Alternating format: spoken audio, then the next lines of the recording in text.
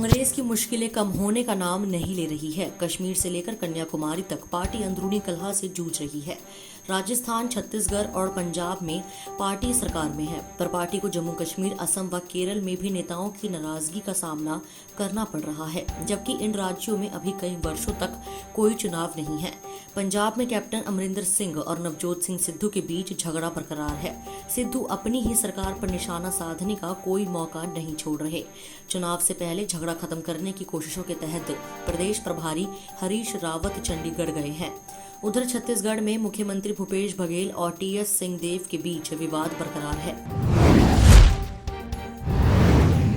वायु प्रदूषण बीमारियां ही पैदा नहीं कर रहा, बल्कि हमारी उम्र भी घटा रहा है। वायु गुणवत्ता जीवन सूचकांक की ताज़ा रिपोर्ट में दावा किया गया है कि यदि भारत, पाकिस्तान, बांग्लादेश और नेपाल वायु गुणवत्ता को WHO मानकों के अनुरूप स्वच्छ बनाने में सफल हो जाए तो औसत आयु 5.6 साल बढ़ जाएगी, वरना इतनी उम्र घट जाएगी। सर्वाधिक प्रदूषित शहरों दिल्ली और कोलकाता के बाशिंदे उम्र के 9 साल गंवा सकते हैं। AQLI की मंगलवार को जारी रिपोर्ट के अनुसार वायु प्रदूषण से मुक्ति दुनिया को औसत आयु में 2 साल और सर्वाधिक प्रदूषित देशों को 5 साल की बढ़त दिला सकती है। बता दें कि भारत एवं पड़ोसी देशों के लिए यह आंकलन 5.6 साल का किया गया है। कोरोना महामारी की तीसरी लहर को लेकर संक्रामक रोग विशेषज्ञों और गणितीय मॉडल्स के विशेषज्ञों की अलग अलग राय के बीच भारतीय आयुर्विज्ञान अनुसंधान परिषद ने यह स्पष्ट कर दिया है कि अब 2 से 3 महीने का इंतजार नहीं करना चाहिए। कुछ जगहों से नई लहर के संकेत मिलने लगे हैं।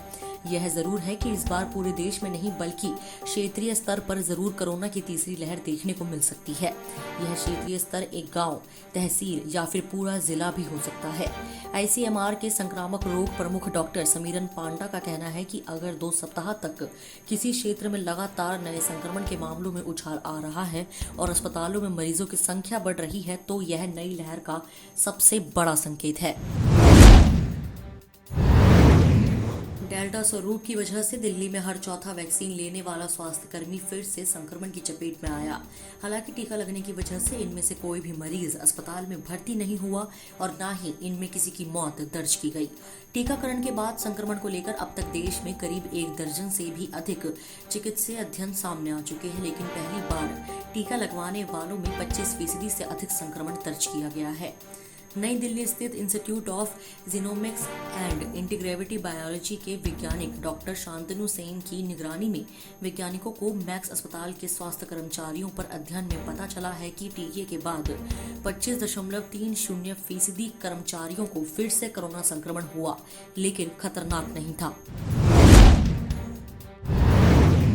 काबुल हवाई अड्डे से सोमवार को आखिरी उड़ान के साथ ही अमेरिकी निकासी अभियान भले ही समाप्त हो गया हो, लेकिन अफगानिस्तान में अब भी करीब 200 अमेरिकी नागरिक रह गए हैं।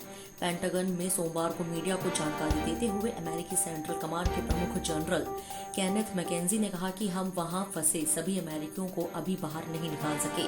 उन्होंने यह भी कहा कि अगर हम वहां 10 दिन और भी रुकते तब भी सभी को बाहर निकाल पाना संभव नहीं होता। वहाँ बहुत चुनौतीपूर्ण हालात है। इस वीडियो में इतना ही। मैं कोमल, पंजाब केसरी, दिल्ली से। अगर आपको हमारी ये खबर जानकारीपूर्ण लगे तो हमारे फेसबुक पेज punjabkesari.com को लाइक करें, और अगर आप हमारी ये वीडियो यूट्यूब पर देख रहे हैं तो हमारे चैनल को सब्सक्राइब करना ना भूलें।